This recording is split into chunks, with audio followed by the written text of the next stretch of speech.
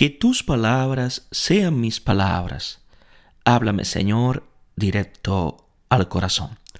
Hola mis hermanos, mi nombre es Dreni del Rosario y en esta sección Un Solo Evangelio. Vamos a leer el Evangelio que corresponde al día de hoy, 23 de febrero.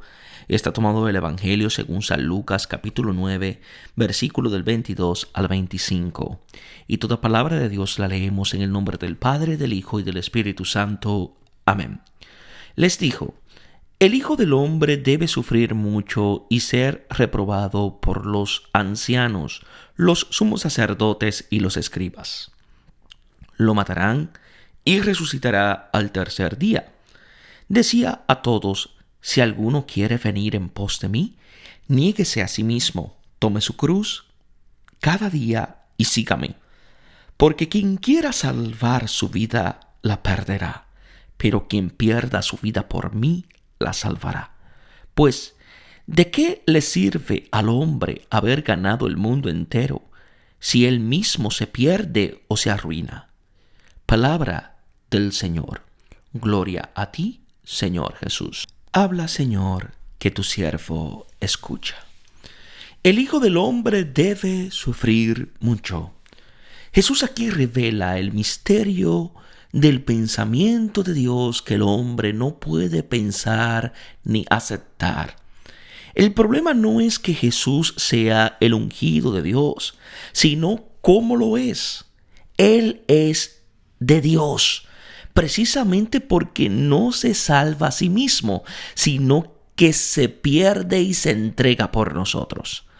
Las tres tentaciones en la cruz del capítulo 23, versículos 35, 37 y 39, es en conexión con el capítulo 9, versículo 24 de este texto que acabamos de leer.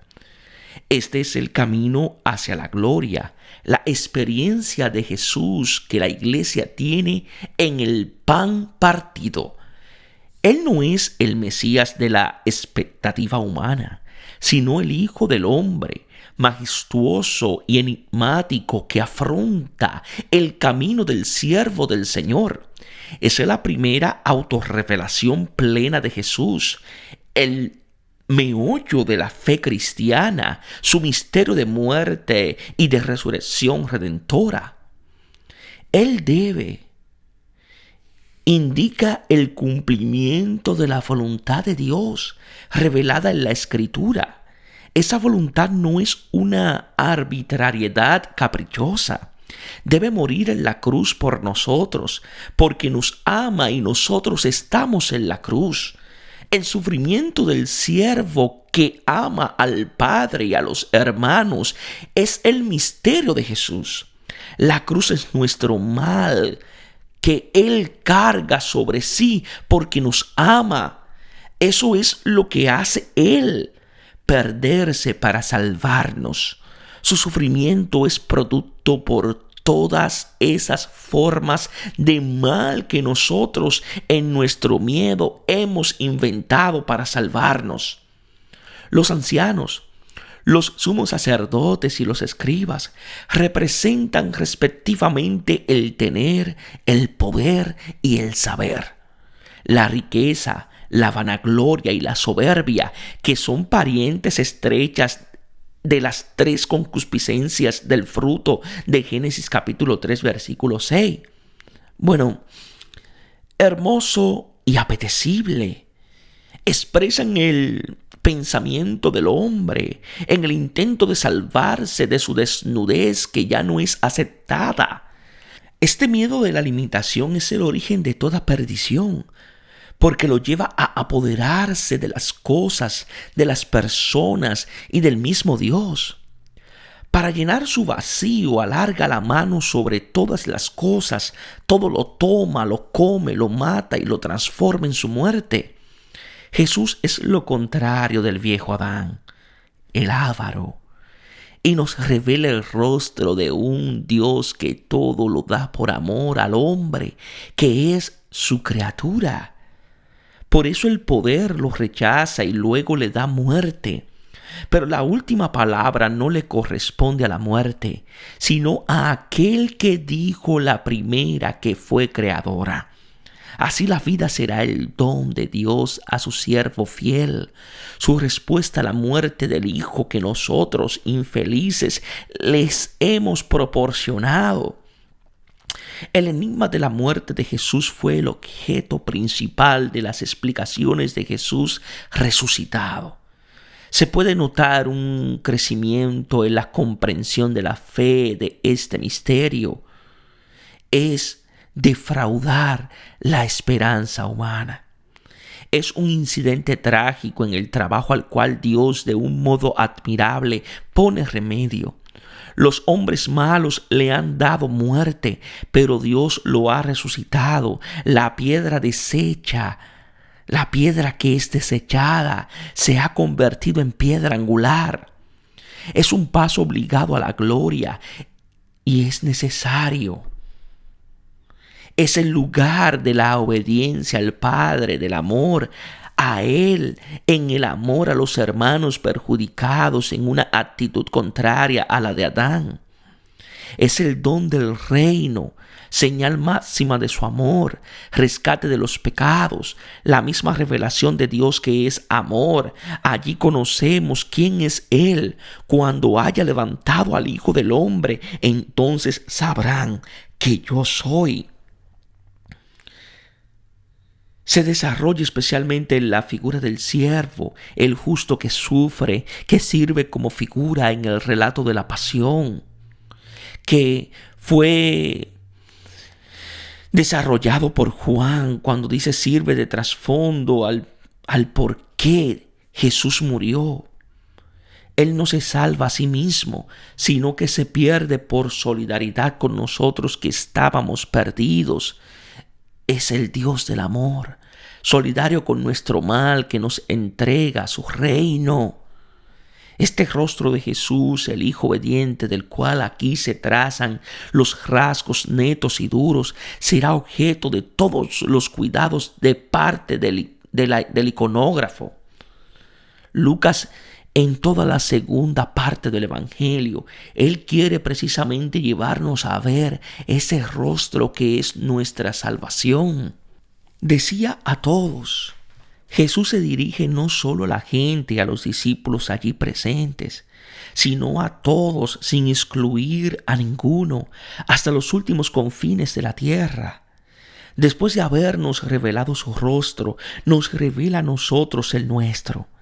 Es el mismo rostro único, porque nosotros que con el rostro descubiertos reflejamos como en un espejo la gloria del Señor, nos vamos transformando en esa misma imagen cada vez más su gloriosa. Así es como actúa el Señor, que es Espíritu.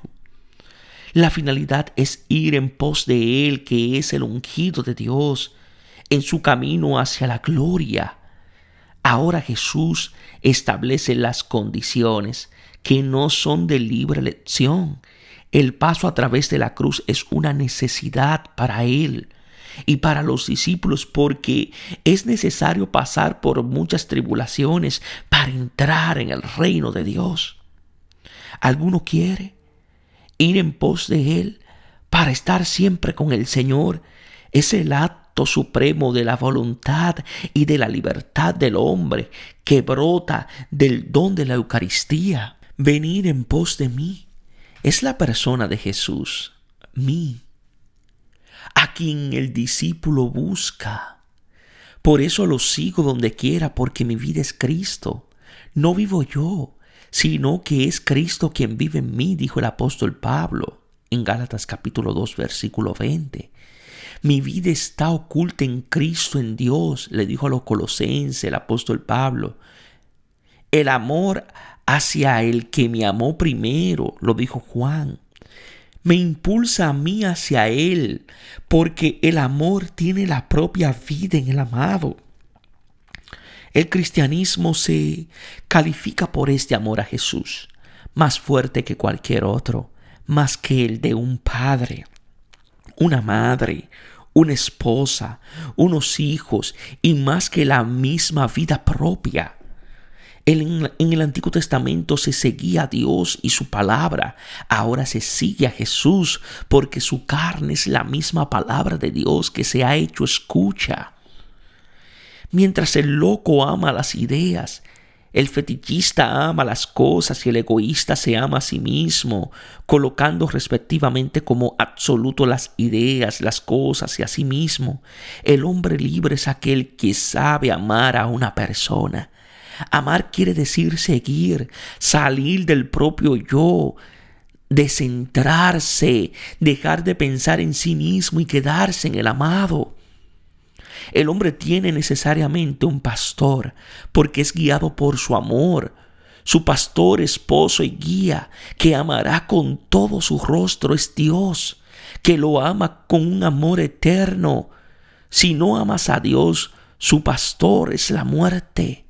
Jesús nos dice que no hay que caminar como Él, sino que vayamos en pos de Él. Se excluye a la pretensión del que camina, se subraya en cambio la invitación del que hace caminar. Se trata de una llamada a la cual se responde libremente. No es un acto ciego de la voluntad. Supone la sublimidad del conocimiento de Cristo Jesús, mi Señor. Lo que mueve no es la pretensión de amarlo, sino el conocimiento de su amor que me llama a seguirlo, venir en pos de mí. Es la finalidad a la cual nos invita. Ahora se establecen 3 condiciones. Número 1, niéguese a sí mismo. Todo lo que el hombre hace es para afirmarse a sí mismo, porque sabe que no vale y quiere valer prevaleciendo, precisamente afirmándose. Se coloca a sí mismo en el centro ante todo y por sobre todo y se coloca en el puesto de Dios, pero no porque se cree Dios, solo porque tiene miedo y quiere salvarse. Por ser limitado y mortal está seguro de que se va a perder y huye inevitablemente e inútilmente de su muerte. Este es el resultado del pecado, la mentira satánica a la cual el hombre presentó oídos. El negarse a sí mismo que Jesús propone no es matarse, sino matar la muerte que nosotros confundimos con la vida. Es afirmar nuestra verdadera vida como libertad y amor a imagen y semejanza de quien nos ama. Es la libertad de salir de sí mismo para amar. El amor es estático, coloca al que ama fuera del propio yo y lo realiza plenamente como relación.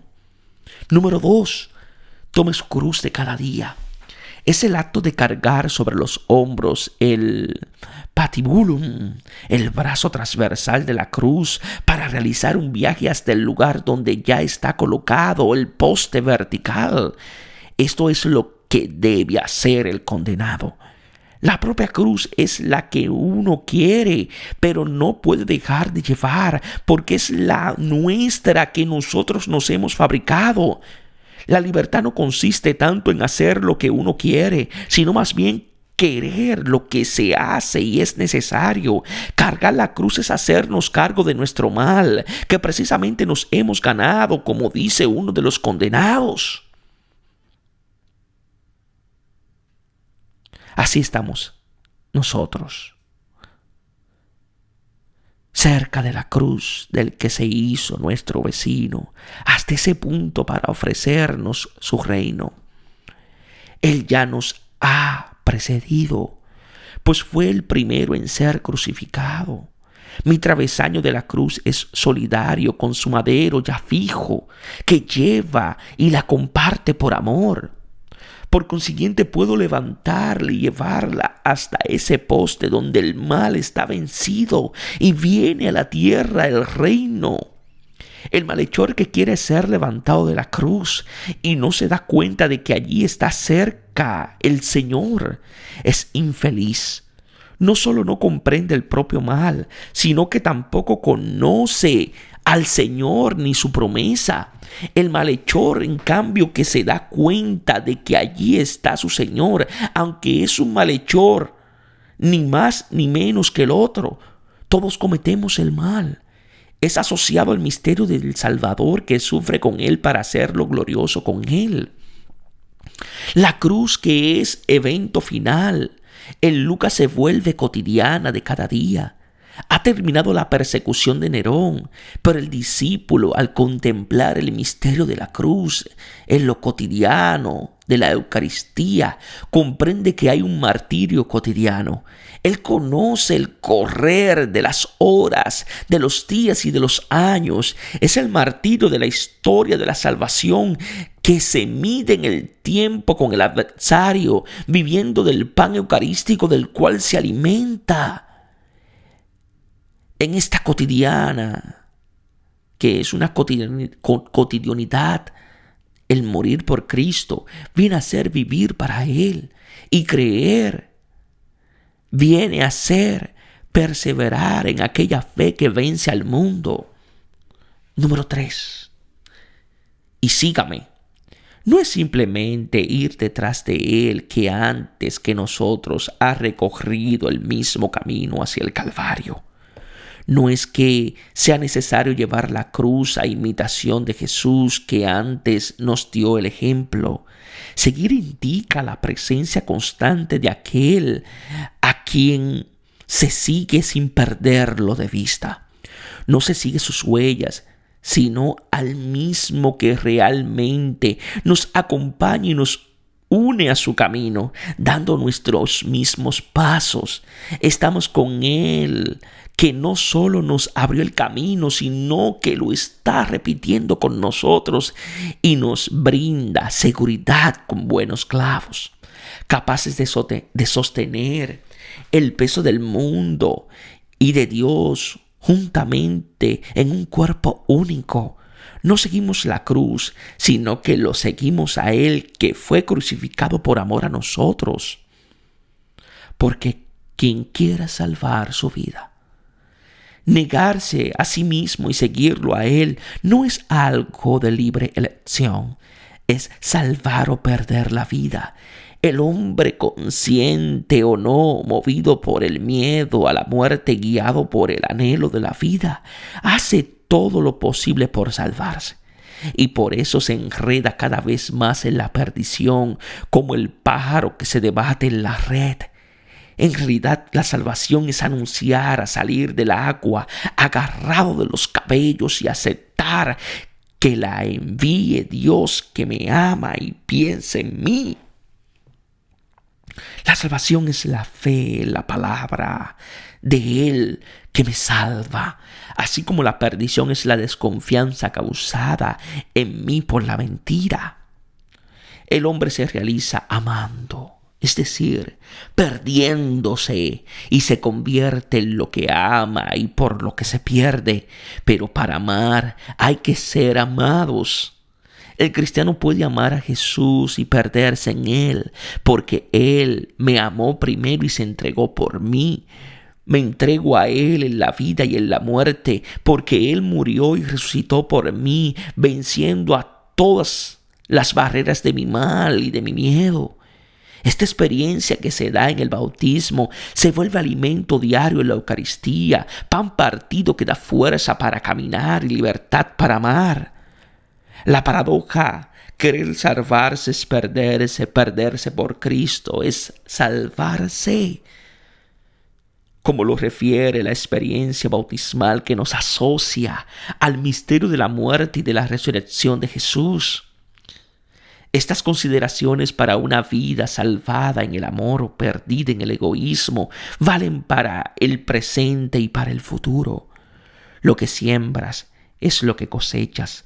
El martirio y la cotidianidad de la cruz no pierden de vista la perspectiva definitiva, el destino último del hombre. ¿De qué le sirve al hombre? El primer intento fundamental de autosalvación del hombre es acumular. Al ser incidado por la limitación que le recuerda su insuficiencia radical, el hombre se garantiza el alimento y la vida, ganando, acumulando y devorando todo. Es la seguridad de los bienes, que es falsa, porque lo que uno tiene no llena, nos lleva al vacío de lo que uno es. Y llena el vacío de lo que uno es. Por eso es el mecanismo que se desencadena en las tres concupiscencias de la que habla 1 de Juan capítulo 2 versículo 16, que lleva a tomar todo lo que es bueno, hermoso y apetecible, a codiciar cosas, personas y al mismo Dios. El discípulo no solo recuerda las amonestaciones de su Señor, miren y guarden de todas codicia, porque aún en la abundancia la vida no está asegurada por sus bienes. Pero también las otras palabras: cualquiera de ustedes que no renuncia a todos sus bienes no puede ser mi discípulo.